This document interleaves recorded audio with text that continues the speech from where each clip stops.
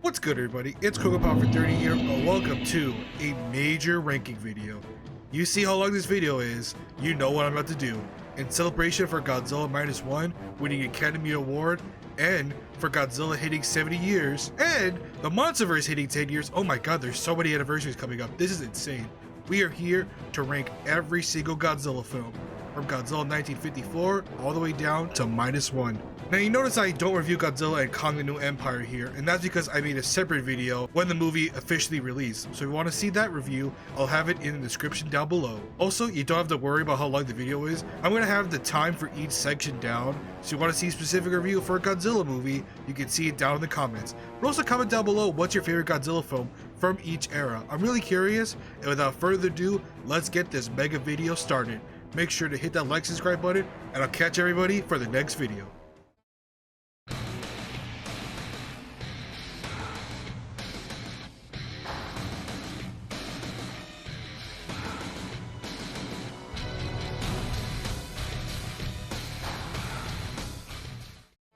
Okay, here we go. The very first Godzilla movie ever made, and this could be the obvious, easiest answer ever. S+ tier. I mean, should I be a surprise to anybody? This is one of the best Godzilla films ever made, and just in general, one of the best films ever made. The grandfather of kaiju films, this is the gold standard on what a kaiju film can be. The use of practical effects, the music, and Godzilla himself were the true cornerstones for not only kaiju films, but for other monster films as well. I mean, without Godzilla, we probably wouldn't have Reptilicus. Whether or not that's a good or bad thing is entirely up to you, but the fact of the matter is that Godzilla and King Kong, if you want to be really specific too, were the originators of how big monster films should be made. Godzilla has one of the most iconic soundtracks ever made, being on par with the likes of John Williams and Hans Zimmer. Akira Ifukube, throughout his decades-long career, would be instrumental in adding iconic pieces of music for not only Godzilla films, but various other Toho films as well. Heck, even some newer Godzilla films are using different music from the Mysterians, Varan, into the Godzilla films, which is really interesting and cool to see that they're all sort of intertwined and connected with each other. I don't want to talk too much about this film until I talk about a certain other film, but we won't get to that point for at least a while. However, I'll briefly talk about the English edited version of this film called Godzilla King of the Monsters, not the 2019 release, but the one released all the way back in 1956, featuring Raymond Burr. And honestly, the movie does take away from a lot of the messages and meaning for Gojira. It's really just a simplified version of Godzilla, even though, in my opinion, Raymond Burr does not do a bad job in this film. Him narrating throughout the horror and carnage of Godzilla's rampage through Tokyo was actually really well done in my opinion, and I'm glad he returned in Return of Godzilla because I thought he did a really good job in this film. A prehistoric monster the Japanese call Godzilla has just walked out of Tokyo Bay. He's as tall as a 30-story building. Now he's making his way toward the city's main line of defense. 300,000 volts of electricity strung around the city is a barrier. A barrier against Godzilla. I'm saying a prayer, George. A prayer for the whole world. Even though it is odd that he feels like an OC just inserted into the film, like, you could tell he doesn't belong, and it's just really weird how they try to insert himself into the main story, even though it's really, really poorly done. And that's about it, honestly. There isn't much more to add that so many other people have said about this movie. Whether Godzilla fan or not, I would highly recommend watching the movie if you haven't yet.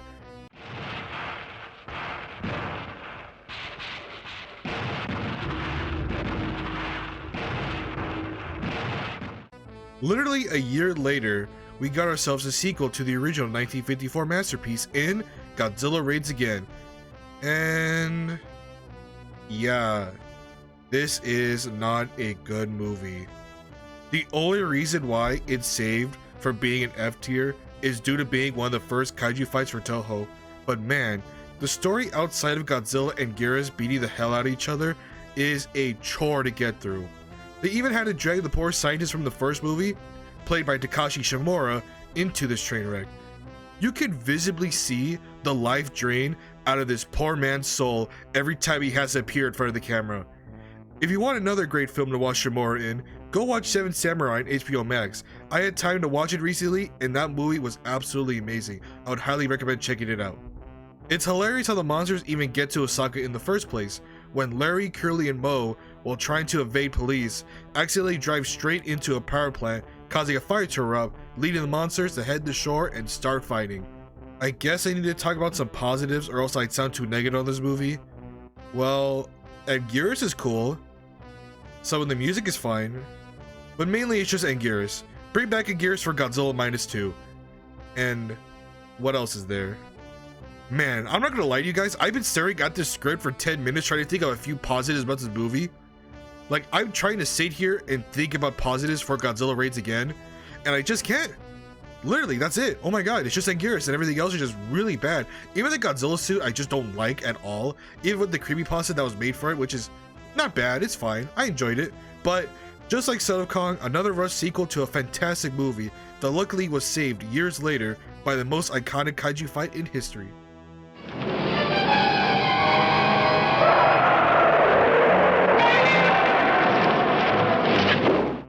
Before we got 2021's Godzilla vs. Kong, we had the original monster battle in 1962 with King Kong vs. Godzilla. Still the biggest box office Godzilla movie ever made, and for good reason.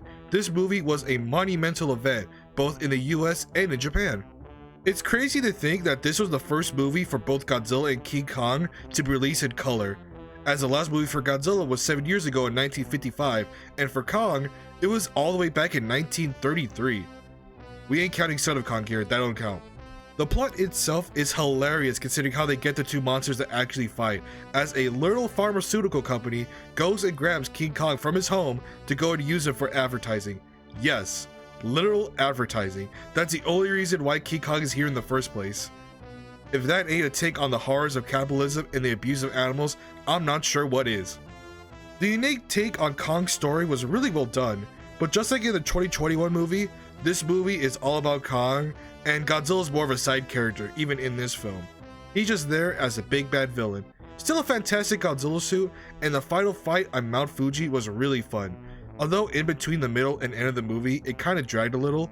It didn't take away from the movie, and it should be viewed at least once by new fans of Godzilla. This movie is going straight to B tier, a classic from the Showa era.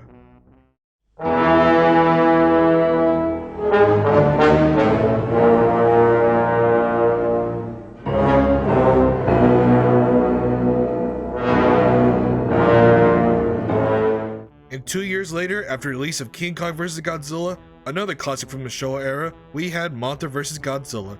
I remember as a kid having no idea what the original Japanese title for this movie was supposed to be. At first, I would think of this movie as Godzilla vs. a Thing, as that's all the US posters were for this movie. It would just be some weird octopus thing or a giant question mark. And I'd always be confused, as I always thought it was the Thing for the Fantastic Four, so I was thinking, why did the Thing turn into a moth and start fighting Godzilla? This movie as a kid for me was really confusing. Growing up now and seeing those posters, it's hilarious just how wrong I was, and seeing Mothra for the first time was incredible considering how gigantic Mothra was compared to Godzilla.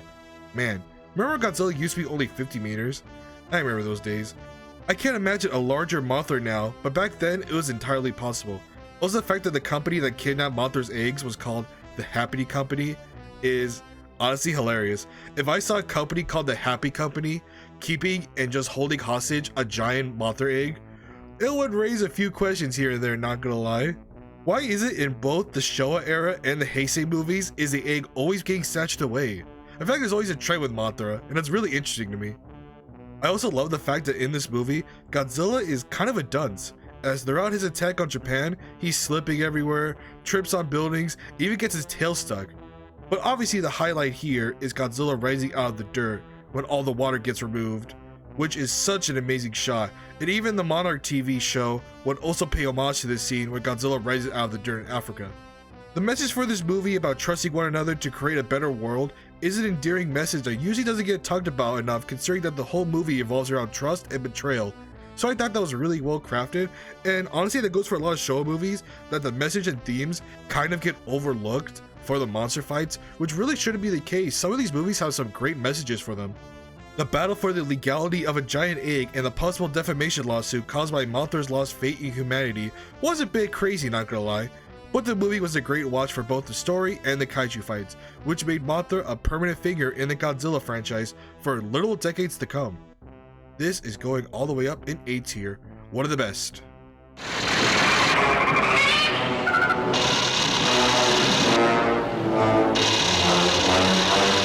For Godzilla's 10th anniversary, Toho would have its biggest monster collaboration to date by both having Godzilla Mothra return, but also adding Rodan, a kaiju who got his own movie back in 1956, which if I had to put in this tier, I'd probably put it in A tier as I love Rodan. I love Rodan's design in the first one, it was fantastic. The Megalodons still terrify my brother, even to this day. We also got introduced to a new monster for all three monsters to face. That will be known as Godzilla's arch nemesis and most iconic villain. That's right, it's a debut movie of King Ghidorah. I mean, what gave it away? The name, Ghidorah the three-headed monster? Nah, surely not. The movie starts off insane, with not only a giant meteorite falling into Japan, but a princess from a visiting country is told by a voice in her head to jump out of an airborne plane to escape imminent danger.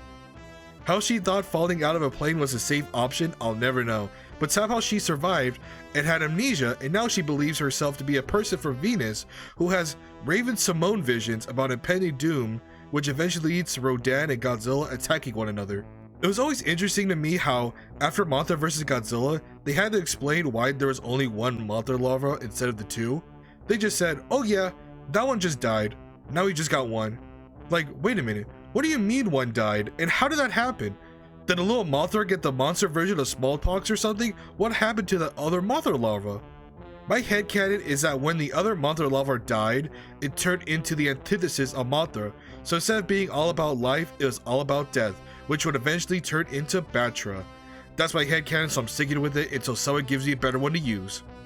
So Batra will return when he's remembered in about 20 years.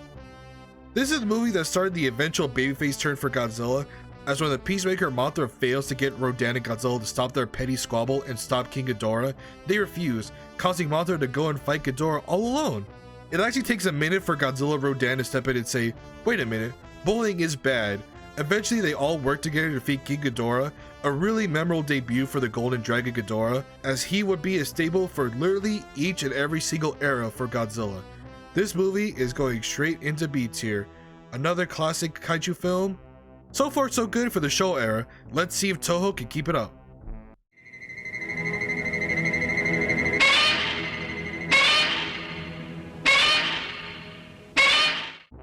Invasion of Astro Monster, or Godzilla vs. Monster Zero, or Invasion of the Astro Monster. I mean seriously, so many of the Showa era films have different movie titles, can we just stick to one please? Sarcasm aside, this movie was pretty interesting as it was the first Godzilla movie to have an American actor included in the movie. And unlike Raymond Burr's random OC in Godzilla King of the Monsters, Nick Adams actually interacts with the cast this time, and I enjoyed him in this movie, as it's a shame we don't get more movies with him in the Godzilla films, but hey, what can you do? This movie is also the first Godzilla movie to introduce the Zillions, an alien species from Planet X. No, not that Planet X from Looney Tunes, that Planet X. As I just want to borrow Godzilla and Rodan real quick, just for a quick minute, as their planet is being destroyed by Monster Zero, aka King Ghidorah. That's right, Ghidorah is back. It was just a pawn in the Zillions' master plan to brainwash both Rodan and Godzilla to destroy Earth alongside King Ghidorah. It's too bad they're evil because they have a sense of fashion. I mean, just look at the way they dress. Absolute perfection right there. What fashion icons. I did enjoy the random romance between Glenn and the Zillion woman. It's like, wait a second man, we got monsters ready to destroy the Earth. There's no time for romance. This is no time for women. Also, it's odd that the HBO Max description for the movie says that aliens try to use Godzilla, Mothra, and Rodan to take over the planet, even though Mothra wasn't in this movie. Maybe they're mixing up both Ghidorah and the Invasion of Astro Monster films, just for some weird reason. I have no idea, but Godzilla dance aside, this one was okay. I prefer Ghidorah the three-headed monster over this one, so this is going straight into C tier, an average Godzilla flick. Also, Godzilla, Rodan, and Ghidorah don't really fight. They're mainly brainwashed throughout the whole film, and at the end, they really do fight for like 3 minutes. It's kind of crazy just how short that final fight is, but C tier, it's an okay film. Could have been better, could have been worse.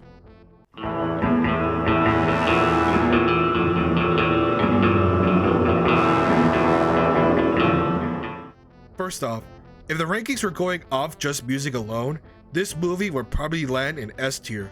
Masaru Sato does an excellent job with the soundtrack, and the music just slaps. That being said, I wasn't the biggest fan of this movie when I first watched it.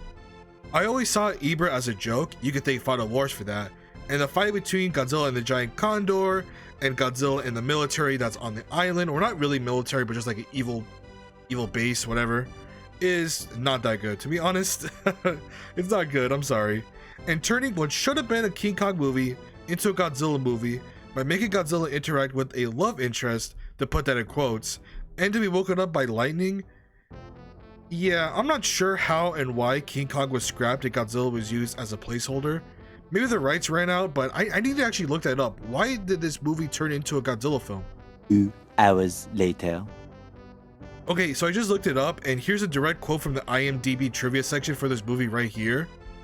So this movie was meant to be associated with the animated TV show, The King Kong Show, but when Honda wasn't going to direct it, as I believe he was either busy directing The War of the Gargantuas or Come Marry Me, as both movies were released the same year as Ibra in 1966. I'm not sure which one, maybe someone with more historical knowledge can fact check me on that one, but it's probably either or, I'm not really sure. You know what's weird? I've talked more about the trivia and the music more than the movie itself, so let's talk about some positives in the movie. I actually liked the fights between Ibra and Godzilla. I thought they were really creative, and for the time the underwater fight was fun, and seeing Godzilla play volleyball with Ibra was hilarious to see. Although again, if you just put Kong here, it makes way more sense, as why would Godzilla have trouble underwater? Also, Mothra's here. She doesn't do anything until the very end, where she saves the people from the island from the impending explosion. So, yay Mothra, her work here is done. She did a lot of work throughout this film. And that's about it, honestly. I give Ibra Worst King Kong Escapes in D tier. Probably above Godzilla Raids Again, if I could do that. Can I do that? Thank you. Jesus, that took forever. You know, I originally had this movie placed in C tier, but making the script for this video, the more I look back at the movie, the more out of place it felt, especially given its background. It's just really weird that this is a Godzilla film. But now let's get to the real star of the Showa era.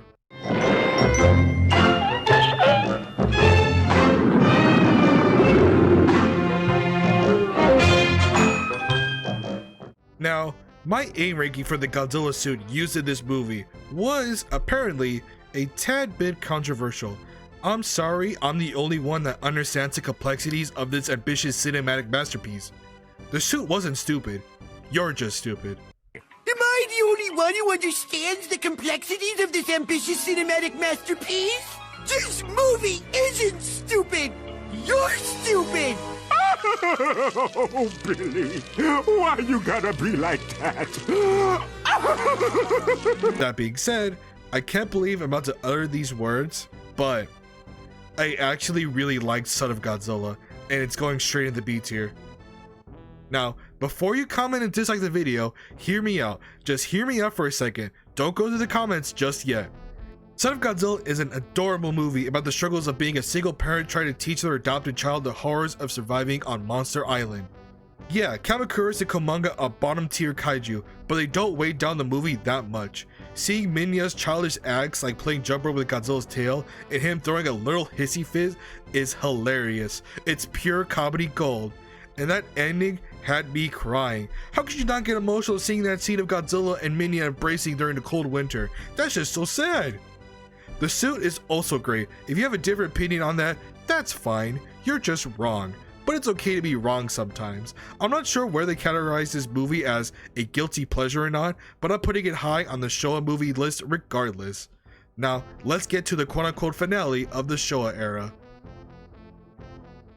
Paris! Radio Paris répondu!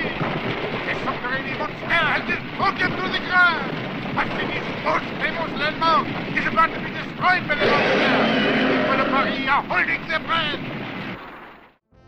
And here we go, the intended finale of the Godzilla franchise. This movie pulls no punches on the amount of kaiju there are in this movie. How many kaiju are in this movie, you ask? Oh, about all of them? Actually, there's about 11. But for the late 60s, that's a lot of monsters that added one movie. And there's a lot of destruction going on in this movie. Godzilla invades New York. Rodan invades Russia. Gorsaurus, what? Invades France. Wait, what? Why is Gorsaurus acting like Baragon in that scene? I don't know. But hey, more action is good for me. We have multiple monsters attacking at the same time. The effects done in this movie were really top notch. Some of the best in the Showa era. Some might say the best of the Showa era. But there's just one more movie that hasn't been mentioned yet that I believe holds that prize. It's such a shame that even though the effects are great, the rest of the movie and the story is pretty forgettable. For the quote-unquote finale to the franchise, the Keelaks are honestly no different from the Zillions, which begs the question, why didn't they just use the established Zillions as the final bosses to just have a major invasion on Earth and have every monster under their control? Probably thinking too much about Destroy All Monsters Melee here, but this movie felt super underwhelming to me. It's shockingly gonna go all the way down into C tier. I wish I could rate this movie higher, but I just can't. This movie just felt kind of underwhelming to me, and I could see why a lot of people growing up now want a more different remake to Destroy All Monsters, even though we technically get that with Final Wars, but I digress. The finale was a bit lackluster, but with new Godzilla movies on the horizon, it can't get much lower than this, right? What's that sound? Oh god. Wait, it's right now? Oh no!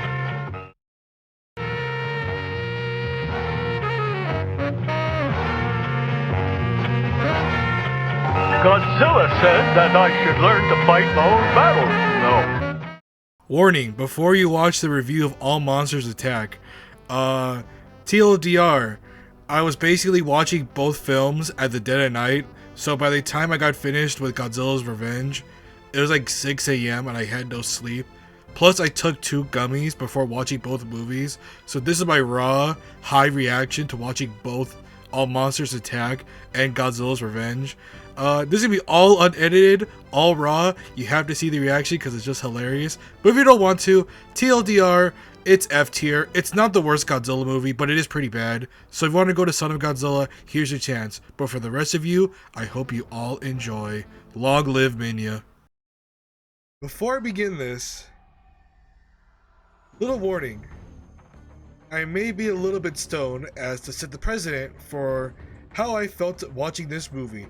Because, my god, All Monsters Attack is just a trip. Not only that, but I say, you know what? We're gonna do my life at 3 a.m. I'm gonna go, sit down, turn on my PS5, and put in my classic media Godzilla's Revenge DVD, and see how that compares to the original that I recently watched at HBO Max. And man, doing that in 3 a.m. while making a video about Godzilla is just sad. But I digress.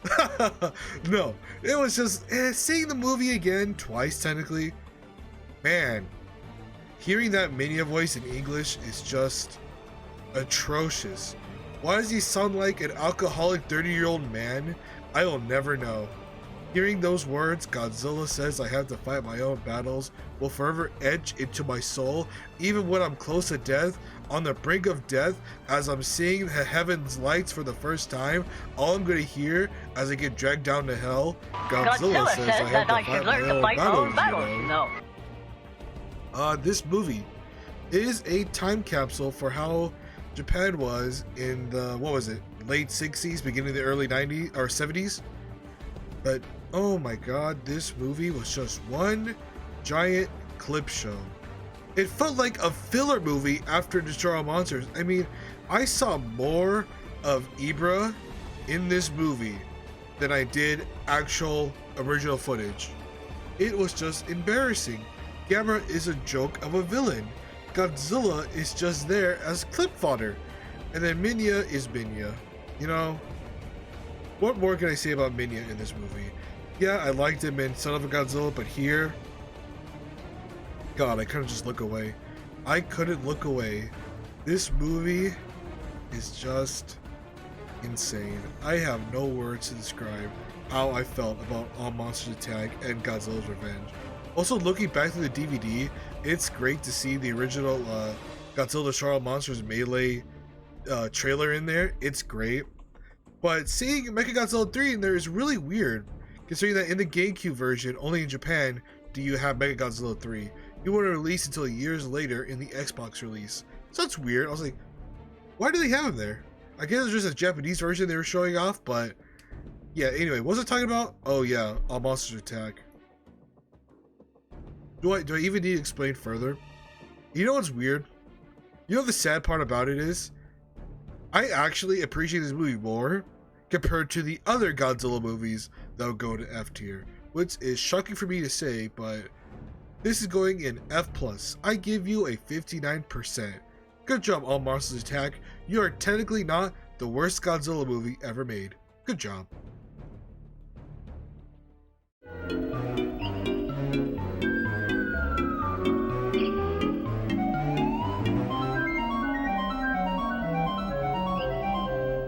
After All Monster Attack made me question why I was put on this earth in the first place, we arrive in the era where people begin to start associating Godzilla with more kid-friendly movies and childish moments being put into the franchise. But when it comes to Godzilla vs. Hedorah, how could anyone look at me with a straight face and tell me that this movie is childish? I mean, look at this!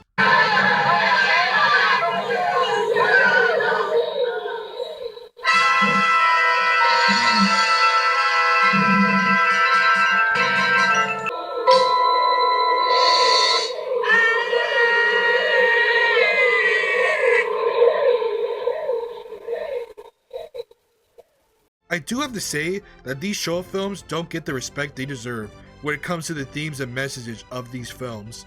They have unique progressive stances on pollution and the rise of industrialization leading to more environmental disasters, which birthed the Hedorah in the first place, was really well done, and I'm sad that this kind of gets overlooked by one scene. You already saw it in the intro, so I don't even need to explain it, but mainly people associate this movie with that scene rather than the actual message and theming of this movie, which is sad to see. As I said during my ranking every Toho Kaiju that I've seen video, go check that out if you haven't already. You know I love Hedorah's design in this movie. The suit makers really outdid themselves with the design, and the ability for Hedorah to transform to cause more havoc makes Hedorah a really unique foe for Godzilla to defeat.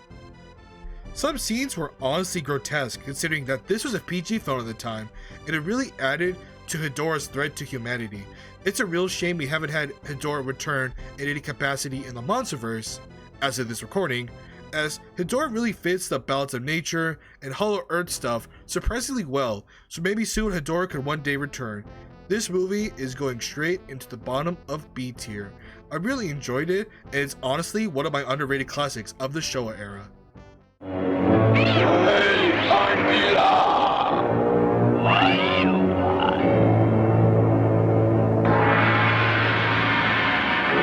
Something funny going on. You better check.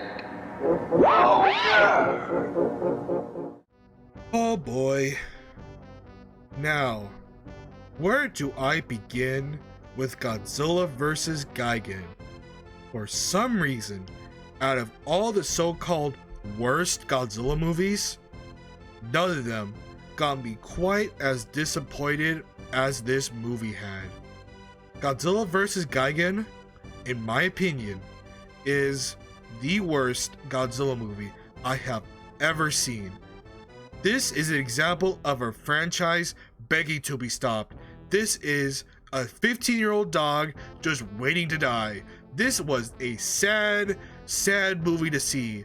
Just to see the Godzilla suit basically falling apart, the old King Ghidorah from literally, what, 1964, being used 8 years later and still looking really, really bad. I mean, it just looks rough. Poor King Ghidorah has been through the ringer. It was just sad to see. The effects are pretty lackluster, with often resorting to using old footage from other Toho films to clip into the movie.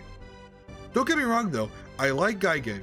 Gigan is cool. I like using Gigan in the Pipeworks trilogy games, but seeing Godzilla and King Ghidorah on the brink of falling apart was just a sad sight to see. This movie did absolutely nothing right in my mind. The plot about the children's monster island is just hilarious, given that it's just a ploy for space cockroaches. Yes, literal space cockroaches! Even the monster fights were anything to write home about, and I can honestly say that this was the first Godzilla movie that made me want to turn off the TV and go to bed. That has never happened to me before, even when watching through All Monsters Attack. How do you make All Monsters Attack make me pay attention more than your movie? It's just embarrassing. I remember liking this movie as a kid. Was I this blind to nostalgia? This movie is going straight into F tier. Man, what a sad, sad movie. If you want a good Gigan film, go watch Godzilla vs. Gigan Rex.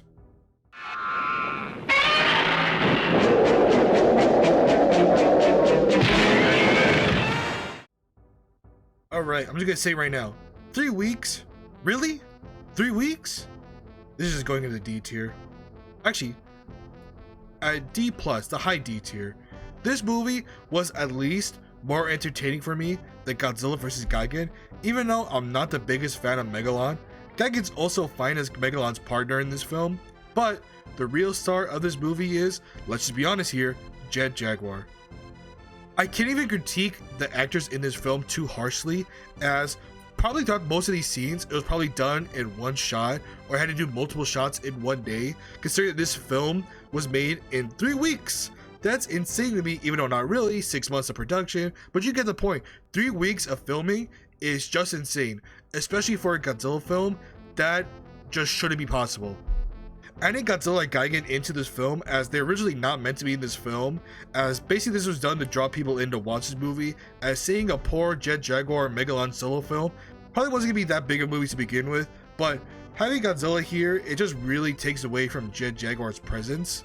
It doesn't add anything to the film, as all he's done is just take the spotlight from Jet Jaguar, causing him to become an obscure time capsule that only the die-hard kaiju fan will actively remember. And yes, you can't make me hate that tail scene. It's just too iconic, and the fact that Godzilla does it twice is absolutely hilarious. It's as if Godzilla is flexing on us to make sure that we all remember who's truly king of the monsters. Yeah, D tier, but let's see how the Showa era ends with the last 2 films of the Showa era.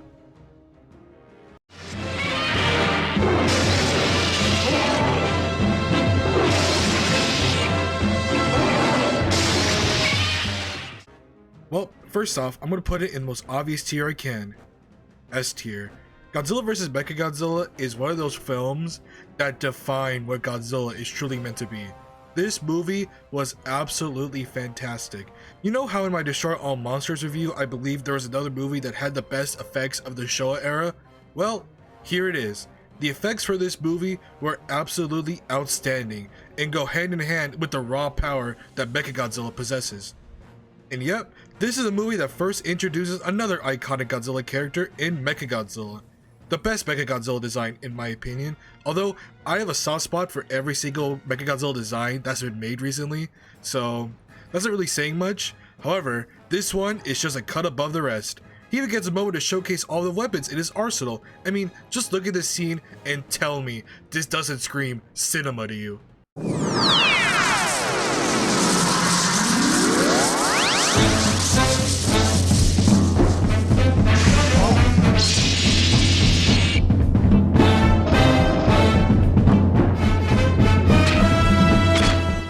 The music in this movie is again some of the best in the Showa era. Masaru Sato, I'm sorry if I mispronounced it the first time when I was reviewing Godzilla vs. Ibra. That's probably my fault, I blame my lisp on that one. He returns in this movie, and this soundtrack is just phenomenal. And I know I go on about the music in some of these Showa era films, but to be honest, the music in Godzilla movies is just as important as the kaiju fights in these films. That's why so many tracks are so iconic and reused in the new reiterations of Godzilla as well. We also get the introduction of one of the most laziest monsters I've ever seen in King Caesar, a protector deity that can only be awakened by song, which is all well and good, but the song takes forever to finish. And why can't King Caesar just wake up when the world needs help, since Mechagodzilla was literally on the way? I'll never know. Although, King Caesar is a cool design, and the ability to reflect beams from his eyes is a great touch. Mechagodzilla is quite formidable in this movie, as he nearly takes down both Godzilla and King Caesar by himself. Heck, he even easily defeated Anguirus early on in the film, and we wouldn't see him until 2004, so that beatdown must have been horrendous. It wasn't until Godzilla gets his new magnet powers from being bullied by Thor was he finally able to defeat Mechagodzilla. This film was honestly so fantastic. This was a phenomenal film that's never dull for even a second. A must watch for any new Godzilla fan. That's why he deserves to be in S tier.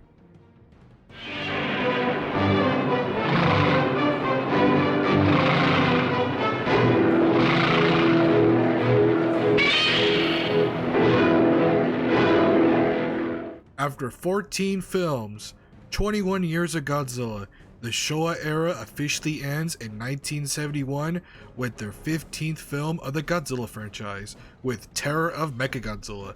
And to be honest, it might be the shortest one yet, because all the stuff I loved in Godzilla vs. Mechagodzilla is basically in here with Terror of Mechagodzilla, just without King Caesar, and now replaced with a new villain, Titanosaurus, which, not gonna lie, I've always had a soft spot for Titanosaurus, maybe because I used to have these DVDs, the classic media DVDs, back as a kid, so I always have a soft spot for Titanosaurus. But yeah, this film, honestly, it should be in B tier, but for my own personal biases, it's in A tier. Just a simple, classic, great finale, and now we end the Showa era and begin a new era, years later, with the return of Godzilla in 1985.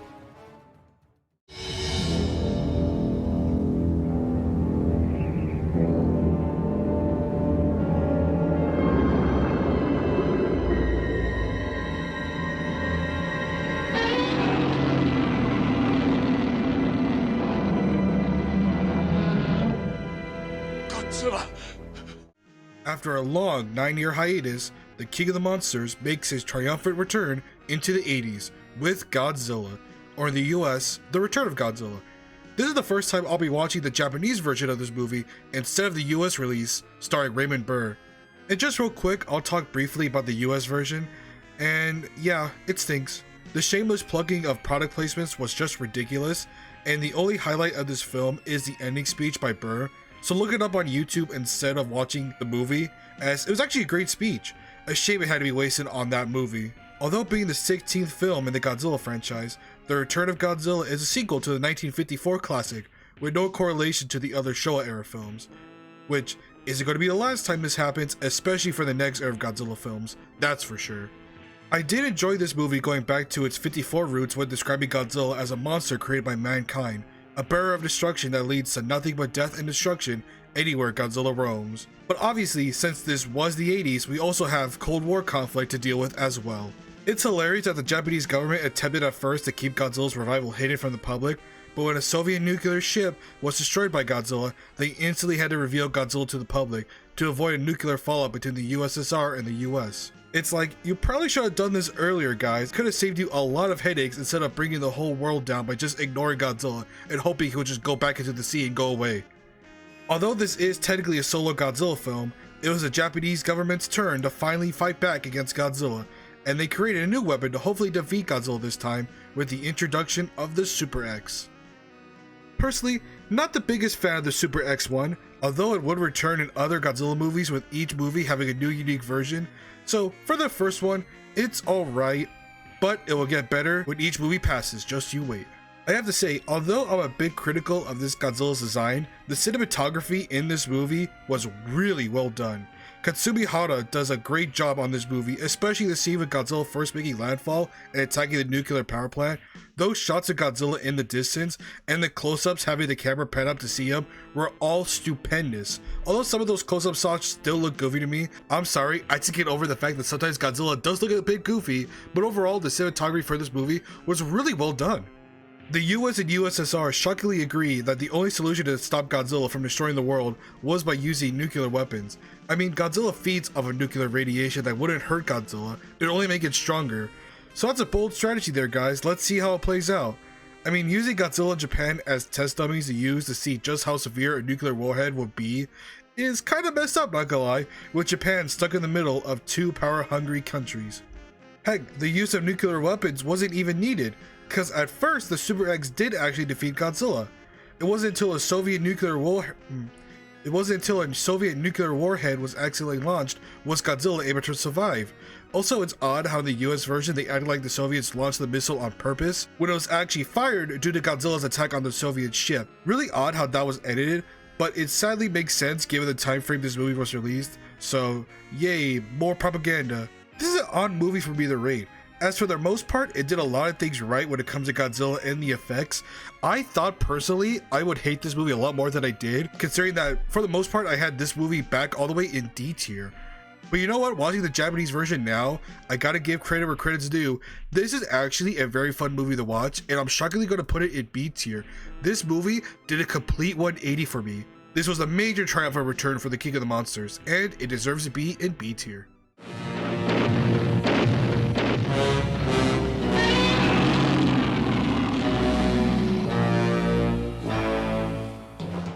With Godzilla finally returning to the big screen in 1984 with The Return of Godzilla, Toho decided it was time to raise the stakes by having Godzilla's next movie be made by a contest winner. I'm sorry, what? Yeah, you heard me right. Toho held a contest to decide what the next Godzilla movie is going to be about, and over 5,000 people have participated. Man, if only I was able to submit my idea for the contest.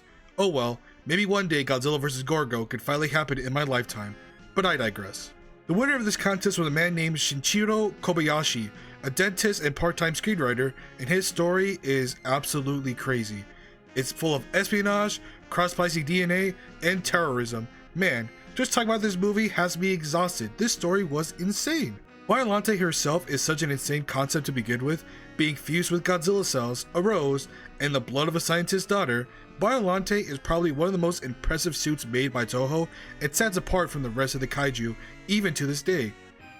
Also, Godzilla returns in a big way, and I mean my boy has grown since the 5 years we've seen him, growing to an enormous 100 meters tall. This Godzilla design will be the mainstay for the Heisei era, and what most Godzilla fans and even casual fans will most associate with what Godzilla should look like for decades to come. Watching the behind the scenes for this film, there was one scene in particular that caught my eye. As they showed a scene where Godzilla was being attacked by Biolante's vines, they used stop motion for this scene, and I'm sad that they didn't make the final cut for the film, as they deemed it didn't fit well for the entire movie as a whole. But honestly, it looked so impressive. Seeing Godzilla use his tails to rip vines off of him and to defend himself from Biollante was so cool. It's a shame that this and the flower scene were cut from the film. The special effects created by Koichi Kadokida were a staple of what made the Heisei series stand out from the rest of the eras, and he'll be a part of every single Heisei movie going forward. So you can thank Mr. Kawakita for some of the best effects and monster fights in the Godzilla series. The MVP of the Heisei series would also make her first appearance in Godzilla vs. Biollante with the introduction of Miki Sagusa, played by Megumi Odaka, a powerful psychic that can telepathically communicate with Godzilla. Not sure in that one, but she is a mainstay for the next 6 Godzilla films, so she's a fan favorite. Godzilla vs. Biollante has it all: action, suspense, unique monster fights, and return of the new and improved Super X2. This is one of the craziest Godzilla films ever made. It would honestly fit really well into the Showa era, with the themes of how far scientists should truly go in the name of science, and the ethical dilemmas of cross-splicing genes to create monstrosities. This movie is going straight into A tier. The Heisei era has gotten off to a fantastic start. Can they keep the momentum going with the return of one of the most recognizable Godzilla monsters ever? What?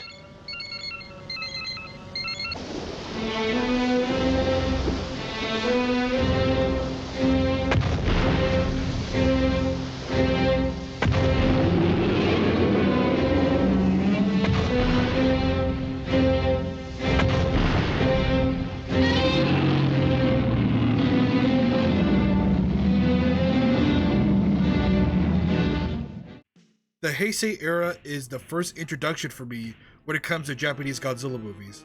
And what did you know it, Godzilla vs. King Ghidorah was actually the first Japanese Godzilla movie I've ever watched. And yes, I said the first Japanese Godzilla movie. There's a reason why I'm being so specific, but we'll get to that during the Millennium video. So this is my first true introduction to Godzilla. Just like Godzilla vs. Biollante, this movie is crazy, with time travelers from the future landing in present-day Tokyo. They are named the Futurians, but I'm just going to call them the time travelers, as saying Futurians honestly hurts my brain. Wanting to save a ravaged Tokyo in the future that was obliterated in 2204 by Godzilla, the time travelers' plans were pretty simple. They wanted to head back in time to the first Thanksgiving to get Godzilla off the menu. That's right, they're going back in time to the first Thanksgiving to get Godzilla off the menu. Actually, they planned to go back in time to World War II before Godzilla was turned into the nuclear god destruction we all know and love, then just a tiny Godzillasaurus, and push him somewhere else, causing the events of 1954 that never happened, and Japan's future is actually saved. But that was all a ruse when they instead left behind 3 adorable little Dorats to take Godzilla's place, turning them into King Ghidorah. This left King Ghidorah as the true king of the monsters, and since there's no more Godzilla, no one can stand up to Ghidorah's wrath. However, the time travelers forgot about one thing: the Cold War. Thanks to constant nuclear testing throughout the region, Godzilla instead used the power of modern nuclear technology to become bigger, faster, and stronger too. So Godzilla's here to save the day from Ghidorah's tyranny, right? Wrong! When Godzilla defeats King Ghidorah, Japan has another problem to deal with, as now Godzilla's on the rampage. And since there's no King Ghidorah to stop Godzilla, no one can stand up to Godzilla's wrath. Wait a minute, didn't I already just say that? Luckily for Japan, one of the time travelers, named Emi Kano, assisted Japan, as she had been only a pawn in the other Futurian scheme to take over the world. They betrayed her, so now she's going to seek justice. They used her to gain the trust with the Japanese people, and now she's on a mission to set things right. She even still has a time machine to use to get back to the future, find where King Ghidorah lays dormant, resurrect him in the future, bring him back to the past, and take on Godzilla in a new form called Mecha King Ghidorah. What a mouthful, my god. This movie is pretty polarizing for the Godzilla fanbase. Some people love this movie, while others consider this movie overrated, as the plot when they do remove Godzilla doesn't make too much sense, as when they have created a time paradox, resulting in no one from the present knowing about Godzilla, and instead causing another timeline to happen. How do these people still know about Godzilla? Besides the people that went back in time with the Futurians, obviously. Wouldn't they know about Godzilla but no one else would? Wouldn't everyone else just know about King Ghidorah and all the mayhem he's been causing? And uh-oh, now I'm giving too much conflict to my ranking. Better stop now before I throw the movie into F for Futurians tier.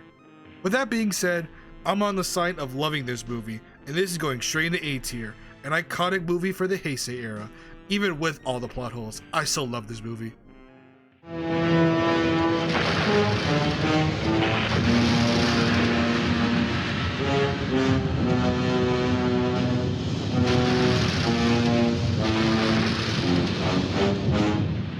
Out of all the Heisei films that I've seen, this movie is probably the second least watched film from this era. It's technically third, but I'm not counting Godzilla vs. Biollante because trying to find a DVD release for that movie was nearly impossible. I remember buying the VHS version and buying an actual VHS system to finally watch it, so I spent nearly $250 to originally watch Godzilla vs. Biollante. Godzilla vs. Mothra doesn't have that issue. It's just that the side of the two-way disc broke because I watched Godzilla vs. King Ghidorah too many times, and the disc became basically unreadable.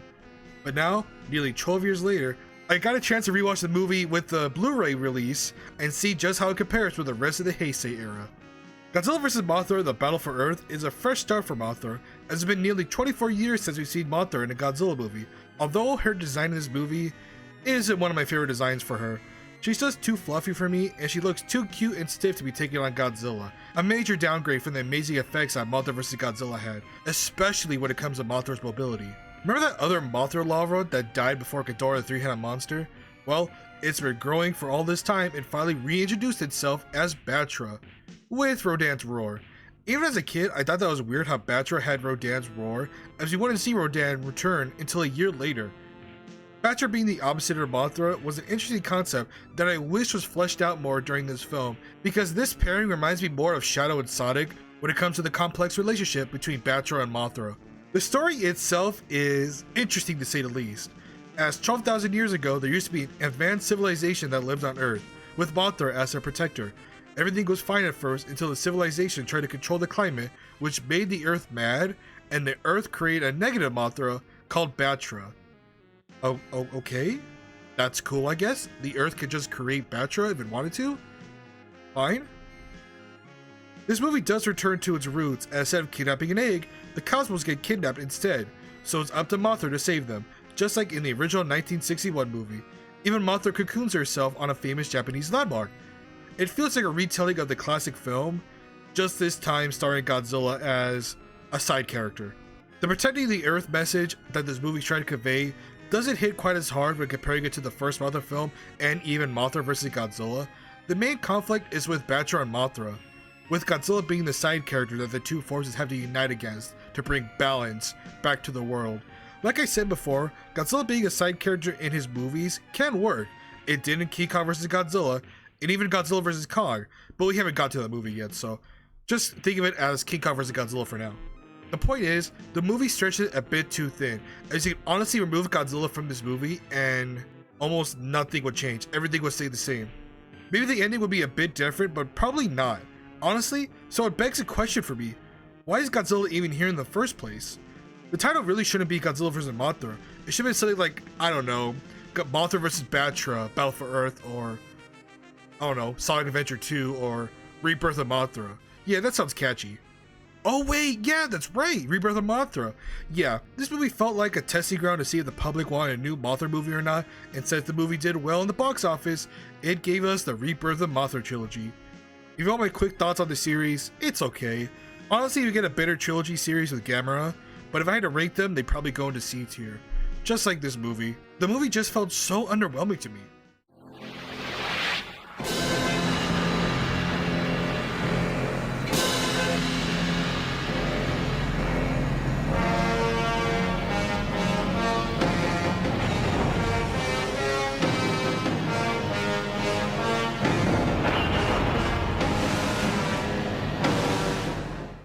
So many monsters returning in the Heisei era. First, it was King Ghidorah, then Mothra, so why not bring another iconic monster from the Showa era by bringing back a fan favorite? In 1993, Toho finally released Godzilla vs. the Giant Condor 2, Battleship Warfare. And wait, what do you mean, they brought back another monster? Who? Mechagodzilla. The creation of Mechagodzilla this time around was great, as it used the metal carcass from Mecha King Ghidorah and refurbished it. It also made another machine that can attach itself to Mechagodzilla called the Garuda, so this version is carrying some massive firepower in its arsenal. This movie has multiple Showa era classic monsters returning. Rodan, Mechagodzilla, Minya. Wait, Minya? Godzilla says... Actually, it's a new character, as the egg some scientists take from an island while Godzilla and Rodan are fighting happens to hatch into not a baby Rodan like they initially thought, but instead, it was actually a baby Godzilla. Although I'm not the biggest fan of baby Godzilla in this movie, in the later Heisei movies, making baby Godzilla grow more and more to look like Godzilla was a nice callback, especially Godzilla Jr., how it pays a nice callback to how Godzillasaurus used to look like, so I thought this was a really nice touch. I can appreciate Toho trying to show the more affectionate side of Godzilla, as Godzilla begins causing mayhem across Japan, attempting to search for his lost child. Would Godzilla do that for Minya? Yeah, most likely, but I thought it added some real tension to the story. Gotta be honest though, I did not really care for the scientists trying to protect baby Godzilla from Godzilla. It's like, hold up, Godzilla is literally destroying everything just to find his kidnapped son, mind you. Yes, his kidnapped child. What, you just wanted to keep it? And hope it didn't grow 100 meters tall? It grew nearly half of that size in a year. What are you thinking?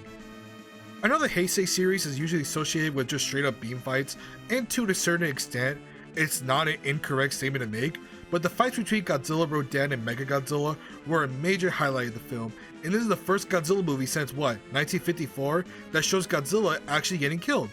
Yes, Mechagodzilla kills Godzilla in this movie. They even had to make poor Miki have to be the one to locate the perfect kill shot. Those villains. If it weren't for Rodan turning into Fire Rodan and sacrificing himself to revive Godzilla, that would probably be it for the Heisei era. Overall, this movie was a blast. It goes directly into A tier. The Heisei era just can't be stopped. How could Toho try and top this movie with their next release?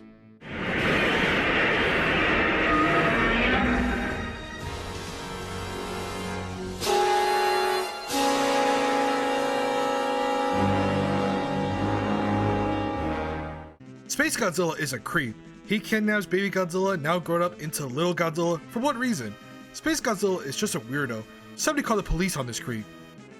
Godzilla vs. Space Godzilla is probably one of the strangest Heisei films I've ever seen. It feels like a crazy Showa era film, just without the Showa era charm, leaving the movie as probably the worst film of this era. They even got Mogira back in this movie. Although Mogira is a major downgrade from Mechagodzilla 2, this design just sucks. The original Mysterian's design is vastly superior. I don't get how people could be looking at the Mysterian's Mogira and be like, this is really cheesy. Yes, it's meant to be cheesy. I mean, look at it. It looks like a wind-up toy. It looks phenomenal. It looks goofy. It looks fantastic. For the Mysterians, it's just perfect. It's so special. That's what makes the Mogira design so unique for me and so special, that it just looks Yeah, a little bit goofy, but I think the creativity of it really outshines the goofiness for Megira. So I just want to get that off this chest because I really like the design for Mysterians, and they did my boy dirty in this movie. Absolutely dirty. Also, why did the G-Force think that using telepathy to try and control Godzilla would work in any capacity? And to use Megira to try and kill Godzilla after the failures of Mechagodzilla is just hilarious. They can't seriously expect this drill-nosed loser to finish this job when Mechagodzilla couldn't. Let's not lie to ourselves now. Space Godzilla in this movie really isn't a slouch, as he easily takes down the first Megira and defeats Godzilla with ease. But why on the island are there already crystal formations before Space Godzilla even arrives on the planet? I always thought they were made because of Space Godzilla, so why are they there in the first place?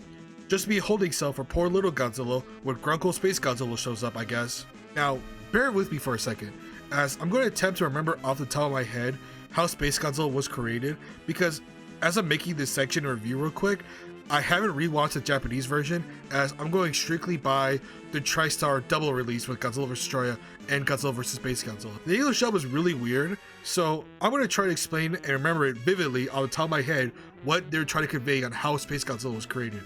Option 1. The G-cells formed by Mothra after defeating Godzilla and Godzilla vs. Mothra Battle for Earth were lifted up into space, formed in a black hole, pushed out a white hole, and then we got Godzilla turned into Space Godzilla with all the crystals.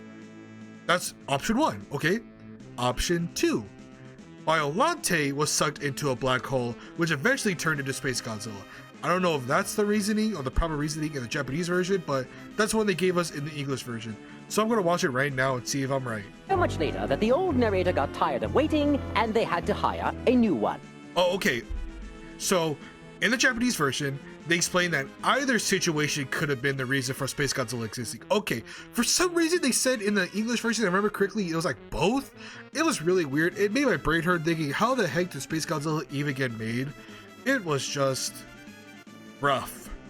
This movie feels like a cookie cutter Heisei era film that didn't know what it wanted to be.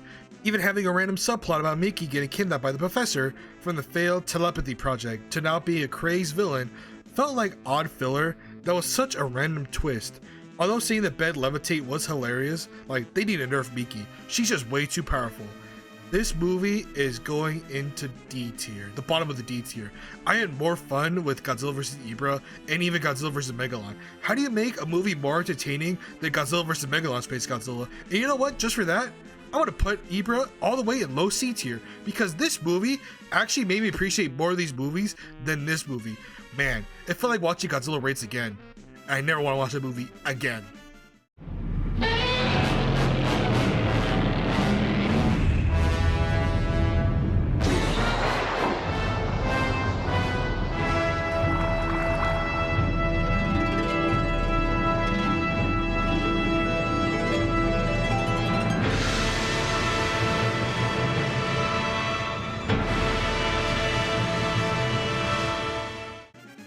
After 41 years of Godzilla, 22 movies, and countless accolades given to the King of the Monsters, it was finally time for him to rest, and for the Godzilla franchise to officially end. With the finale to the Godzilla franchise being worldwide news, Toho had to think real hard about what the final opponent should be for Godzilla. Should it be King Ghidorah again? Maybe Mechagodzilla? Kumonga? Maybe even Gamera? Ooh, Gamera vs. Godzilla would be a masterpiece. The options were just endless. But Toho decided, you know what, let's just have Godzilla face the devil instead. Shadow, it's me, the devil. I'm here to convince you to do sin. Come with me, steal candy from babies and small businesses. Godzilla vs. Destroyer feels like the ultimate finale to the Godzilla franchise, as every single Heisei film from 1984 to 1995 has been leading up to this, with a Godzilla that is glowing red due to the overabsorption of radioactivity. This Godzilla is a literal ticking nuke ready to go off. Also, can I just say the opening scene with Godzilla destroying Hong Kong had some amazing shots. I know I haven't really gotten over that during this video, but I felt it was more the appropriate time to explain it now. As for the Heisei series, they love to blend shots of Godzilla in the distance or green screen into an actual scenery, and those shots are just spectacular. Throughout the whole Heisei era, you have multiple shots of actual scenery with Godzilla laying waste in the background. Those shots are absolutely amazing, especially here in Godzilla vs. Destroyer, they are at their best. These shots were the highlight of the Heisei era, and to be honest, I wish the Monsterverse had more shots like this. They just add something more to these movies. I just can't quite explain. It's like a feeling. You just can't quite explain it, but once you see it, you'll know. The movie also pays homage to the original Godzilla movie, as some of the characters are descendants of the survivors of the 1954 movie. It will even get to see Emiko again, played by Momoko Kochi. Just like in 1954, scientists are now attempting to create a new, safer oxygen destroyer by using micro-oxygens. But let's be real, although the scientists mean well and all, that's good and all, but history shows again and again how nature winds up defalling a man as they awaken a new type of monster. Also, why when attempting to build a new tunnel in the bottom of the sea, would they build where they originally had killed Godzilla and where Serizawa's bones are lying? That's just asking for trouble. For doing this, they accidentally released old crustaceans that had been mutated by the original Oxygen Destroyer to transform into the monstrosity known as Destroya. And while all this is happening, they also have to deal with Godzilla melting down and using a new weapon to hopefully freeze Godzilla to avoid a catastrophic meltdown. It's the return of the Super X, now named the Super X3. This Super X is new and improved, and probably the best design as now it's more than a match to handle Godzilla. It even freezes him in place, at least for a while. This scene with Godzilla freezing is simply 10 out of 10. I don't know how they did it, but it looks amazing. They even have little Godzilla return, but he's no longer little, as by absorbing the radiation left by Godzilla when he destroyed their home. Thanks for that, Godzilla, by the way. Little Godzilla has rapidly grown up and now has turned into Godzilla Jr. Probably my favorite form of baby Godzilla, as he can hold his own this time and even takes on Destroya, although getting a big xenomorph hole straight through the chest. It looks like Jr. actually defeated him. That wasn't even Destroya's final form, as he's been healing up all this time and waiting for the perfect time to reveal the true power of the Oxygen Destroyer. You know what's funny? In the beginning of the movie, it felt more like an homage, or it was really reminiscent to Aliens, which I really enjoyed as it made the movie more unique, and I'm not even that mad that the military were the ones that took down Destroya when the coward tried to flee when he knew he wasn't strong enough to take down Godzilla. Don't even remind me of the ending, because just hearing the first few notes gets me all teary-eyed. I swear, even to this day, it's tough to watch the meltdown scene without getting teary-eyed. For Akira Ifukube's final movie, he went out with a bang, making some of his most iconic tracks here that I can't share or else I get content ID, but I would highly recommend searching them up. They are simply amazing. For the finale of the Heisei era, Godzilla vs. Destroya is going all the way up into S tier, the perfect ending for this franchise. Wait, what do you mean we aren't done? They made more? Well, what caused Toho to come back so fast? That's a lot of fish. Oh, yeah. Didn't we agree that we weren't going to have any sweets until after the election? Back off, Jane. Alright, we are starting out the Millennium Era with a bang. Godzilla 1998 is the definition of wasted potential, to be quite honest with everyone. The first 40 minutes before they fully revealed Godzilla, this movie was honestly bordering on A tier. Yeah, I'm shocked too. The beginning with Godzilla not being shown was surprisingly well done, especially showing the footprints left by Godzilla and a destroyed fishing ship. The whole mystery and tension surrounding what caused the destruction was really top notch. The movie baits you in by thinking it was something it's not, which makes it sadder for me watching it back now, because they had all the ingredients ready to go. They just couldn't get over the finish line, sadly. Jean Reno, if I did that right, is the highlight of this movie, as the French Secret Servicemen tried to stop Godzilla before the US figures out that it was the French's nuclear testing that caused all this mayhem in the first place. Everyone else is just bad. Simba is just bland. Then again, that's just Matthew Broderick for you, so what can you do?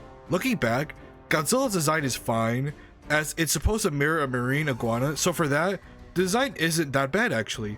Still, I can say the same for the raptors. They're just the raptors from Jurassic Park.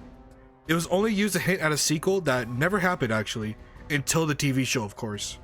The destruction in this movie is great, and that should be a given as these were the same people who made Independence Day. But the problem lies in Godzilla, as he doesn't destroy anything. It's the military that does most of the dirty work. Godzilla is just there to lay eggs and reproduce, only attacking when provoked. There's a lot of other problems as well, but I know this movie is pretty polarizing as most people in the fan base disregard this movie, and for a while I was in the same position. I have memories of watching this movie as a kid on VHS since my grandparents used to have this movie, so this was my first real interaction with the King of the Monsters.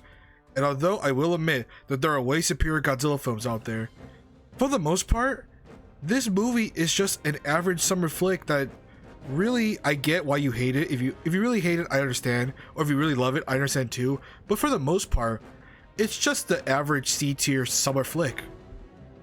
Yeah, this movie went from being an F-tier movie for me to about a C-tier.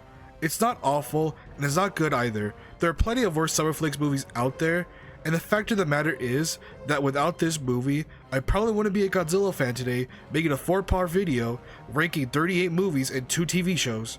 So no matter what, 1998 will always have a special place in my heart. But again, so much wasted potential. If you want a good version of Zilla, I would highly recommend watching the TV show. It is actually not that bad. It's actually really fun.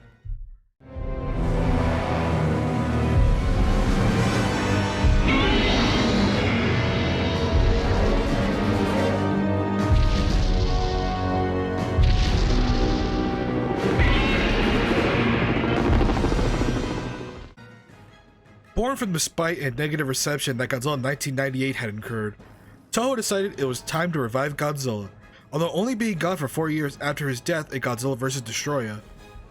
If 1998 is a definition of wasted potential, Godzilla 2000 is the definition of spite, as this movie was made out of spite and resentment towards the American version. This movie feels like an apology to all the American kaiju fans who wanted to see a Godzilla movie, and for the most part, the movie satisfies in that regard.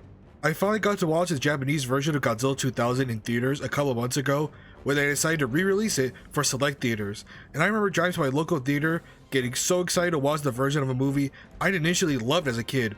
The US version of Godzilla 2000 I remember watching a lot growing up, and that's probably because I used to main Godzilla 2000 and Godzilla Save the Earth. But regardless, I was super excited to finally watch this film again. The smile on my face slowly began to fade away, as watching this movie in its entirety, Godzilla 2000, the Japanese version at least, is kind of dull. Did he just say, "Aye, he did"? Don't get me wrong, I love the design, but the story, the music, hell, even some of the effects did not age well in the slightest. Orga's a cool design, but the movie itself, getting to that point, was dragging along. I was flabbergasted at what I was witnessing. It's crazy to think how the American release for this movie spent $1 million trying to edit the movie to add more music, even save the pacing, which actually the American movie has better pacing than the Japanese version. The English theme for Orga was a remix of the Godzilla theme, and it fits Orga's character so well that I would highly recommend looking up on YouTube. I was shocked that Orga's theme wasn't even in the original 1999 version. I thought it was in the original version. It just fits so well. Now, there's a reason why I didn't rank yet Godzilla 1998. Now, this is going to shock everybody, but Godzilla 98 is going in the high C tier actually, while Godzilla 2000 is going in low C tier. I know, I'm shocked too. I actually had more fun watching Godzilla 1998 than I did 2000. What is going on?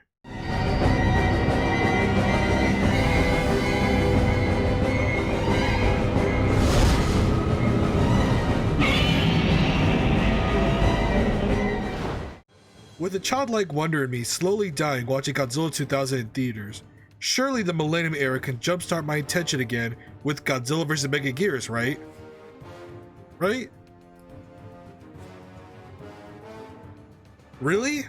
Godzilla vs. Megaguirus and the G Annihilation Strategy, that's actually the full title of the film. I don't know why I memorized it, but here we are. Really?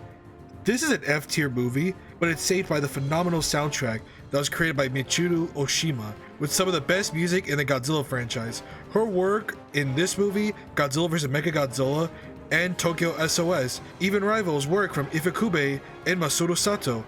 It's that good. Although the music is some of the best of the franchise, the rest is dreadful. Although I will say the main character, named Kiriko Sugimori, played by Misato Tanaka, who wants revenge on Godzilla for killing her squad and commander during a 1996 invasion of Osaka. She's the only good character in this film, and it's ironic how the same premise would be used again in another Millennium Era movie. But hey, if it ain't broke, why fix it?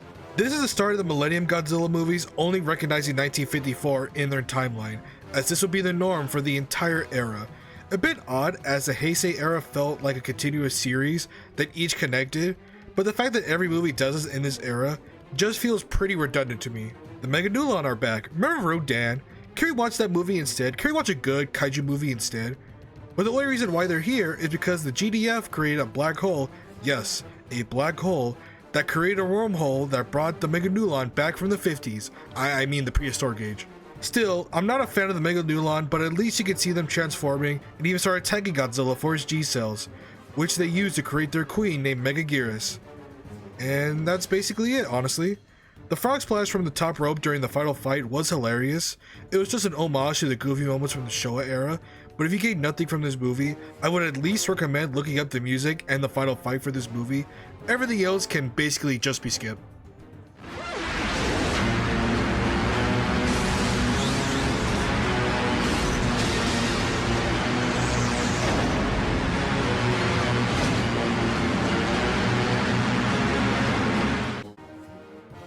Alright, Godzilla, Mothra, and King Ghidorah starring Baragon.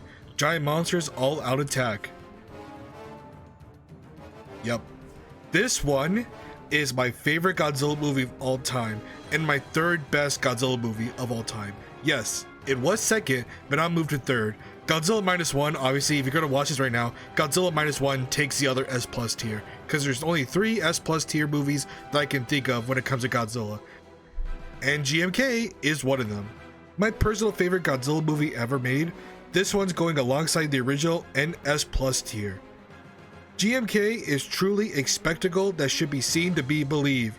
Directed by Shusuke Kaneko, known for directing the entire Heisei Gamera trilogy, and when I tell you, when I finally watched the Gamera trilogy, I loved every second of it, and I finally understood why some people even consider them greater than the Heisei Godzilla movies.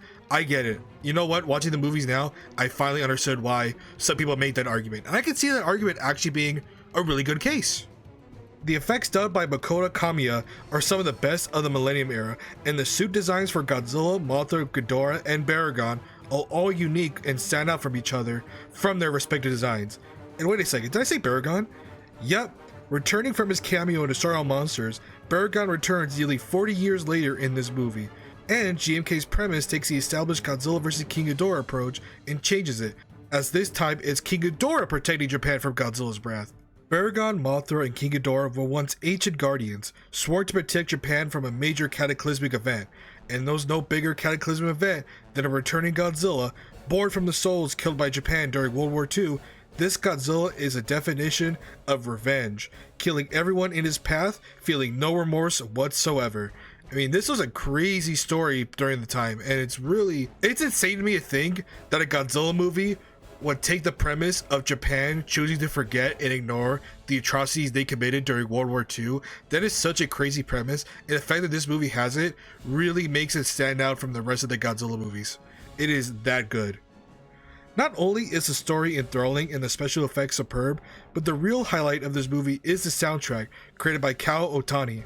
Each theme for Godzilla, Baragon, Mothra, and Ghidorah stand out, and especially the main theme.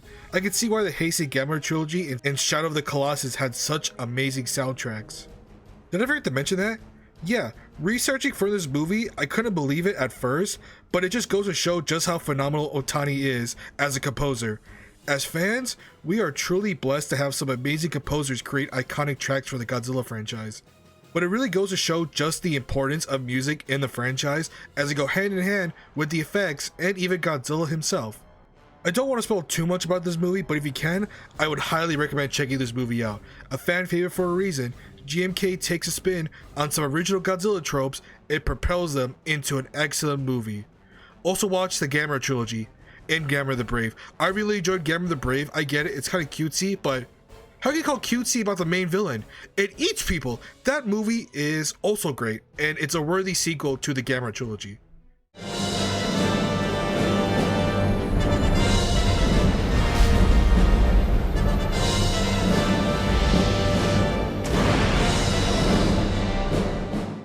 With GMK starring Baragon showing that returning iconic monsters can bring fans back to the theaters, the next movie in the Millennium era would bring back one of Godzilla's greatest adversaries in Mechagodzilla.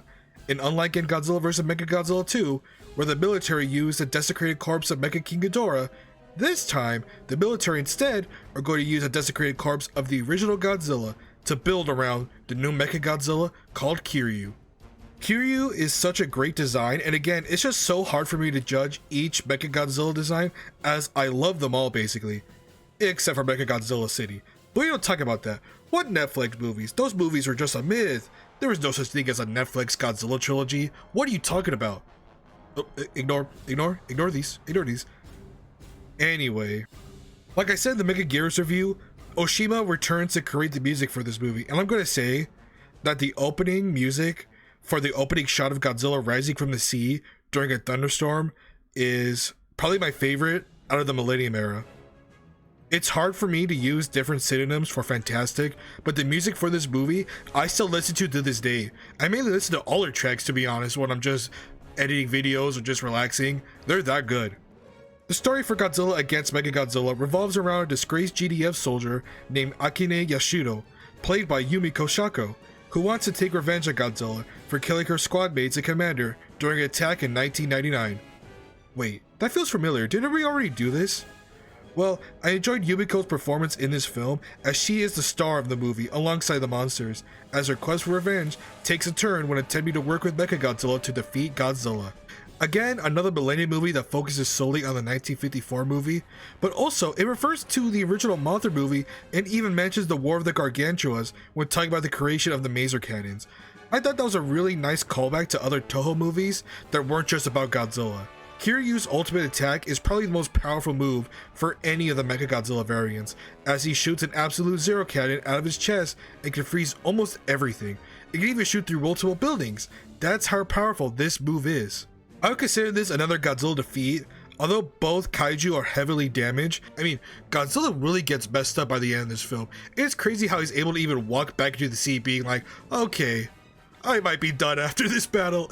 It's insane just how much damage is shown in this movie. They even had Angels legend Hideki Matsui have a brief cameo in this movie before he signed with the New York Yankees in 2003. I almost didn't even notice it at first, and his nickname is Godzilla.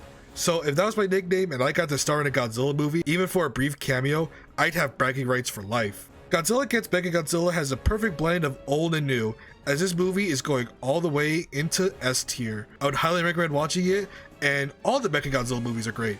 Every single one.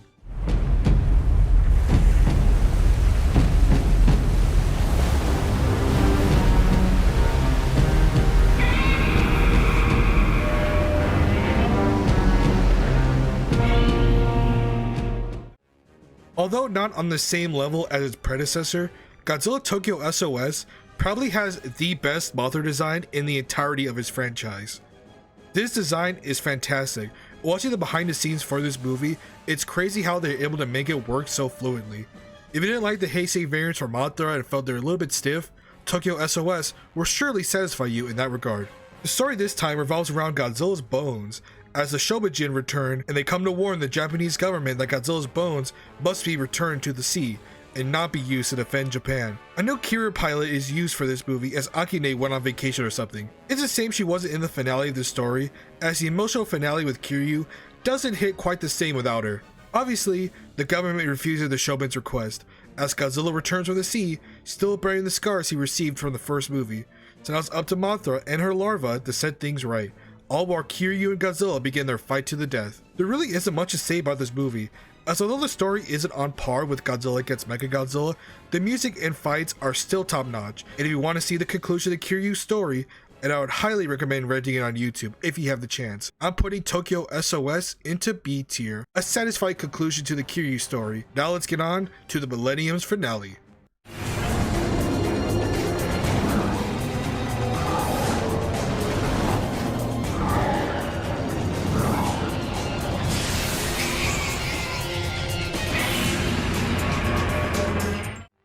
Godzilla Final Wars is just insane. I love how chaotic it is for basically the entire movie. Having metahumans have the blood of Gigan in them, Godzilla being an absolute juggernaut, the Zillions making an appearance to conquer the Earth on their Epcot ball. I mean, seriously, as a kid growing up, I would always say that was the Epcot ball. I don't know why that was stuck in my head. I never went to Walt Disney World as a kid. I only went to the one in Anaheim, but yeah, just look at the Epcot ball. I mean, look at it. It's a giant golf ball. For the real finale of the Godzilla franchise, Toho decided to pull no punches. Instead of having 11 kaiju, like in Destroy All Monsters, they instead had 12 kaiju for Godzilla Final Wars, because Toho liked to go one step beyond. Old favorites are back in this movie, like Anguirus, Gigan, Rodan, King Caesar, Kumonga, okay, Kabakuris, fine, Ibra, whatever, Hedora, for like 2 seconds. And even Minya. Wait, even Minya returns? Oh my goodness. The amount of references in this movie is just too many to count, as the movie feels like one big love letter to the franchise, and Godzilla is just a menace in this film, beating up anyone who stands in his way. The final fight between Godzilla and Kaiser Ghidorah was really enjoyable, although I do prefer the first version of Monster X over Kaiser Ghidorah. Seeing Godzilla being able to go back to the sea and into the sunset reminded me of Terra Mechagodzilla's ending, as Godzilla had won the battle and deserves some good old relaxation. Godzilla Final Wars is filled to the brim with action for both the monsters and even the humans, as both are struggling to defeat the Zillions and the controlled monsters. This feels like the finale to the franchise. It's still a shame that the movie itself is okay, and it's going into C tier. Probably above, probably C plus, probably going in the highest realm of C tier, but just below Tokyo SOS. I'm sorry, but if I had to put the Destroy All Monsters into C tier with fantastic visuals but boring characters, I'm putting Final Wars into C tier with great visuals but no characters. I mean, writing this script, I can't tell you one thing about these characters, and I'm writing this as I'm watching the damn movie, so it really goes to show just how little impact the characters had in the story. Although Godzilla is great in this film, everything else just feels like one big trip.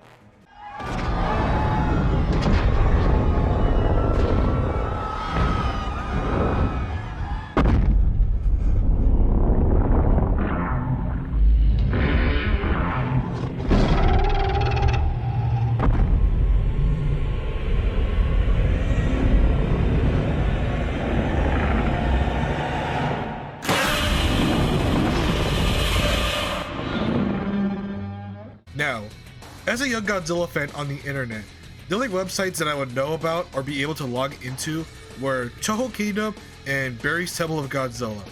Back in the day, that was the only way to get any sort of Godzilla news coming out back in the mid-2000s.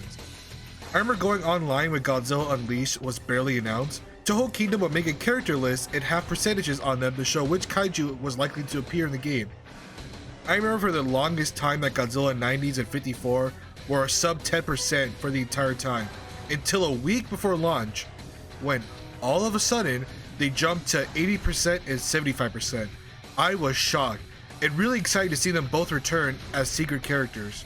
The point of this little trip down memory lane is that back in the day, finding out rumors and news about actual Godzilla movies coming out was really tough, especially when you would see fan-made stuff like Godzilla vs. Gamera and failed projects like Godzilla 3D to the Max. That one I thought for sure was going to happen. Sorry, Desadora. Little did 11-year-old me know that with Godzilla 3D being cancelled, it was a catalyst for a Godzilla revival, as without Yoshimitsu Banno, we probably wouldn't have a Monsterverse in the first place. Hearing rumors and speculations about Legendary acquiring the rights to make their own Godzilla movie, and reading news from GodzillaMovies.com made me so excited to see an American revival of Godzilla, as 1998 left a sour taste in everyone's mouth. This image right here, when the 2012 Comic-Con teaser was first released, had me so pumped up. Those 2 years of waiting patiently were aggravating. Yeah, 2 years is a long time, but you gotta imagine that for a while it really felt like the finale of Godzilla with Godzilla Final Wars, and I missed my opportunity as a new fan to watch new Godzilla content, outside the Pipeworks games of course. So I remember immediately leaving high school with my cousin and brother, and my parents driving me to the AMC theaters in a sold-out 5 o'clock showing to witness my first Godzilla movie in the big screen finally. The first half of the movie felt like a thrill ride, and the feeling of euphoria seeing Godzilla for the first time when he made landfall in Hawaii was an experience I would never forget. Finally, I can watch a Godzilla fight on the big screen. Then they cut away.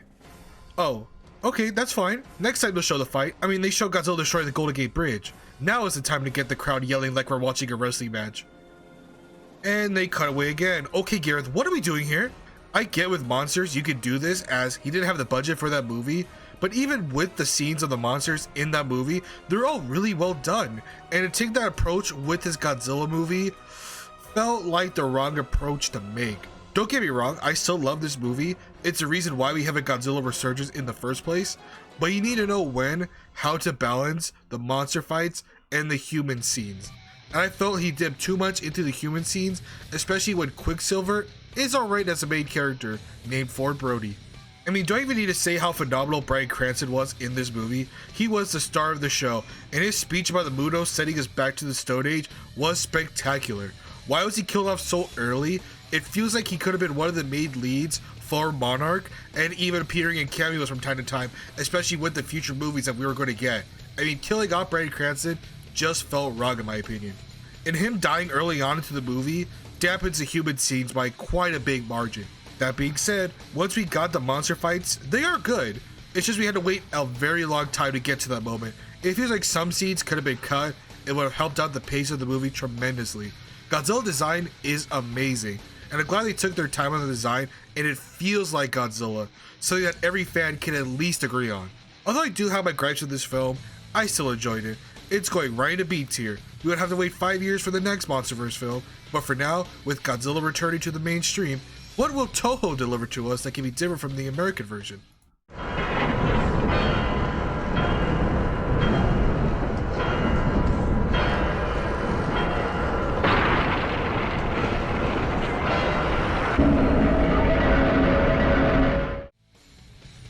And here we have Toho's first Godzilla movie in nearly 12 years with Shin Godzilla. And before we get started, let's just make one thing clear. Shin Godzilla, although at first I really didn't like the design as I thought it looked a bit too horrific, I have grown into completely loving it, especially when I watched the movie for the first time. Shin Godzilla is an amazing film. The first teaser trailer released for Shin Godzilla was something that blew my mind when I was about to graduate high school. Godzilla looks so different from what I had initially anticipated in his design. Although at first I wasn't a big fan of it, over time it grew on me, and then watching the movie I immediately did a 180 and considered it a great design. Shin Godzilla was not only acclaimed by Godzilla fans, but was also critically acclaimed and even won Best Picture at the 40th Japanese Academy Film Prize, something that will happen again with another Raya film releasing very soon. The themes of this movie share a similarity with 1954, as the original was meant to be a metaphor for nuclear fallout and the dangers of atomic testing. Shin Godzilla pulls from the tragedies of the 2011 Fukushima disaster and the 2011 earthquake and tsunami that left over 18,000 people dead. The movie does have long shots of the government officials moving from area to area, which, as a dumb American viewer, well, I was really confused at first, but upon reading that this is how the government actually plays out, it really hammers down the message of the government being too incompetent to handle major disasters, as sadly shown with the real-life disaster and how it affects so many Japanese citizens even to this day. Another great aspect of Shin Godzilla is its music. Shiro Sagisu does a phenomenal job of blending both the Showa-era classics created by Ifukube to create new music emphasizing the constant agony and pain that Godzilla is going through by constantly evolving and mutating throughout the movie. Especially the track Who Will Know, when you listen to the lyrics, it's very haunting. Director Hideki Anno of Evangelion fame creates a Godzilla that stands out from the normal Godzilla designs we get, but still stays true to its roots and makes for a sense of dread every time Godzilla is on screen. One of my favorites from the Raya era.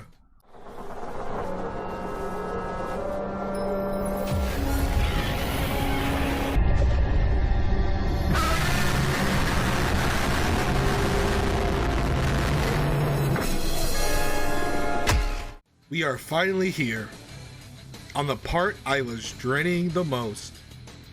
I really put myself through watching these movies again. I really sat down, turned on my TV, pulled up Netflix to watch the Godzilla anime trilogy. And for what it's worth, it's worse than I remember. Alright, quickly, let's go through these movies. The first one, stunk. Really bad, really boring. Cool, they killed the Godzilla, but that wasn't even Godzilla's final form. You killed Godzilla's baby, and it turned into the real Godzilla, Godzilla Earth. Godzilla Earth's design is just not for me. Get it? Some people love it. It's just not for me. It looks goofy. I don't care. It's fine. Mechagodzilla City did best, but it's not by like a wide margin. It's like, okay, cool, you have awful and here's below average. It's probably the best one out of all of them. And the King Ghidorah one, oh my goodness, oh my god, this movie. Oh my god, this movie. If there's one good thing they did, is that King Ghidorah in this movie is actually kind of cool. Him being a god is amazing. Like an actual god, like an omnipresent being that you can't attack, is actually pretty cool. It's just everything else in that movie, especially the ending, is just terrible. Those scenes are burnt into my eyes and can never forget them. Just, what were they thinking? The Netflix trilogy is just so bad, so horrendous, that I would just not recommend watching them. If anything, sure, watch the second one and maybe some parts of it with King Ghidorah in the third one. That's it. Everything else is just awful. And these are going in the bottom of F tier. The only saving one is the D tier with Mechagodzilla City. And even then, I don't like Mechagodzilla City. It's not even Mechagodzilla. Like, what the heck is happening here? Just abysmal. Please no more Netflix Godzillas. Please.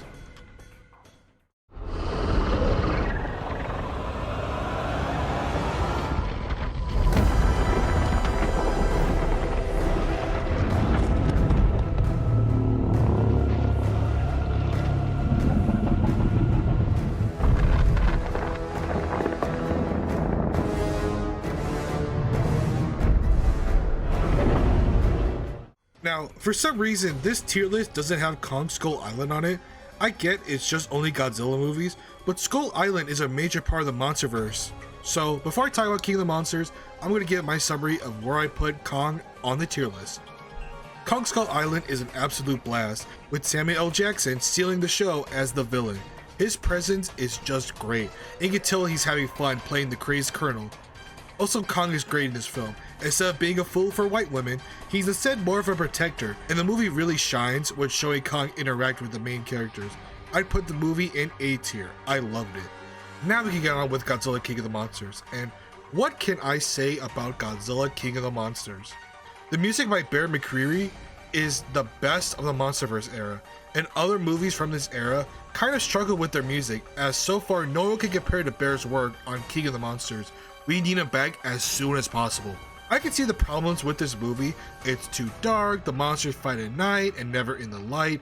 I understand that, and the characters are kind of cheesy, except for Ken Watanabe, who was good in 2014, but really shines in this movie. The new designs for Ghidorah, Rodan, and Mothra are some of my favorites in the franchise, and I dare say, this may be controversial, I don't know, but this may be the best Rodan design we've ever had. The balance of nature is truly out of whack, especially when Ghidorah gains control of the other Titans and they start wreaking havoc. Except for Kong, who ignored Ghidorah's call. That was the answer that was given, right? That's the actual headcanon answer? It's not a headcanon made up by mine, right? The finale to this movie is just incredible. Godzilla going critical mass when absorbing Mothra's powers when she sacrifices herself to save Godzilla, and it isn't burning Godzilla, it's Godzilla going into critical mass, just like in Godzilla Unleashed. I mean, they look so familiar, that's all I thought about during the scene. I, for one, can never hate this movie. This is a movie I always wanted as a kid growing up, having Godzilla and the other classic monsters being displayed with a major Hollywood budget. This movie, bar for bar, flow for flow, is basically how I wanted my own Godzilla movie to be made. So although I can see the negatives for this movie, the positives just simply outweigh the bad. Godzilla King of the Monsters is going directly into A tier. Yes, I know I'm biased. Sue me. Comment down below what your favorite Monsterverse era film is. Is it 2014? Is it King of the Monsters? Is it perhaps Godzilla vs. Kong? Or be the new sequel that hasn't been out yet as I'm recording this video? So comment down below what you think. Yes, I am biased, but also we need Bear McCreary back ASAP for the next Godzilla film. Give him a blank check, Legendary. What are you thinking? Just give him a blank check and everything will be good.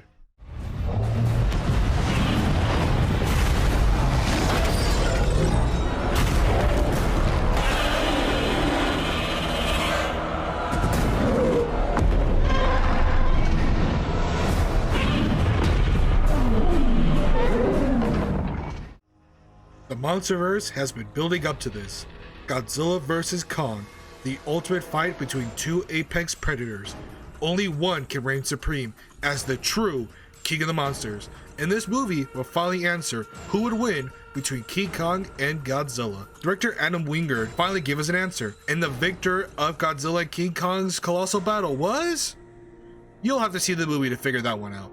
Yep, I ain't spoiling anything, as it's still relatively new, and with the impending sequel releasing today for me, I'm currently heading out to watch it before the Friday release in IMAX. So, for Godzilla vs. Kong, although the characters don't really stand out from each other, the main star of the movie is Kong.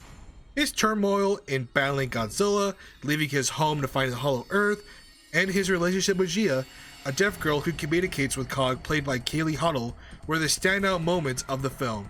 The battles between Godzilla and Kong are worth the price of admission, and although the story is forgettable and the villain's reasonings for finding the Hollow Earth do make sense, as he wants to return humanity to the top of the food chain, as with the Titans now emerging and running around, as now humanity is back down the totem pole, and they create their own super weapon to take care of both Kong and Godzilla. The movie, although having a lot of problems, still had me on the edge of my seat whenever Godzilla and Kong finally came face to face. Although not on the same level as King Kong vs. Godzilla, there's still some enjoyment you can find with this movie, as this one is going right into C tier. Ironically enough, without this movie and having a good financial success in the box office, we probably wouldn't have a sequel to this movie or even have more Monsterverse era films, as sadly, Godzilla King of the Monsters bombed. Like, why would you let this film flop, people? This is the movie we all wanted, right? Why would you let it flop? I will never forgive anyone who didn't watch Godzilla King of the Monsters.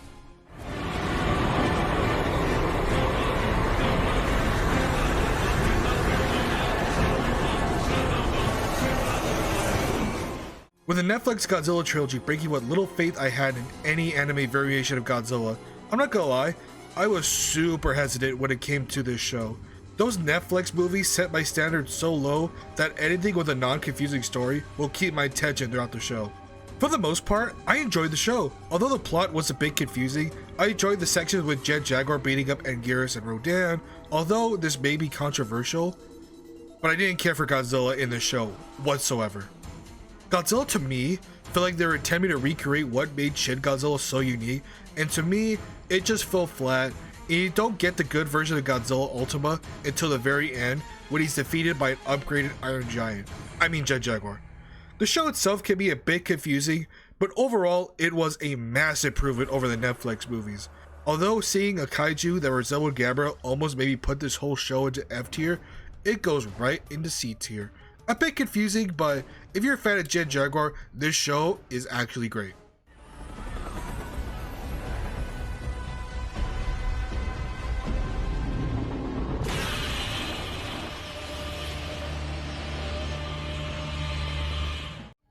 Another recent addition to the Monsterverse is the Apple Plus exclusive TV show Monarch: Legacy of Monsters, airing in 2023, starring Kurt and Wyatt Russell, Anna Sawai, Kiersey Clemens, and Ren Watabe. The show is set both in the 50s with the introduction of Monarch and how it got started, and in 2015, a year after Godzilla's attack on San Francisco. This leaves our main character, Kate Randa, on the search for her dad when he mysteriously abandons his family after events in 2014 to discover a mystery that could lead to the destruction of all mankind. Or save mankind. Won't know until we find out the truth of what's really going on with Monarch. I like the characters in this show, especially the scenes in the past with the young Lee Shaw, played by Wyatt Russell. It's actually funny to see how Kurt's son plays his younger counterpart. It makes so much sense when you think about it. Why can't other movies do that? Sarcasm aside, if you're going into this show expecting to see Godzilla all the time, that's not the point of the show at all. The whole point is that it revolves around Monarch in the events between 2014 and King of the Monsters, so keep that in mind if you want to give this show a chance. The other monsters in this show are fine, and the season finale keeps us guessing for a potential new season leading with another apex predator. This show is going under A tier. I really enjoy the characters and the plot. If you know a way to watch this series, I would highly recommend the show, as it's a nice world building show for the events leading up to both Godzilla and Kong, Godzilla King of the Monsters, and even Godzilla and Kong, The New Empire.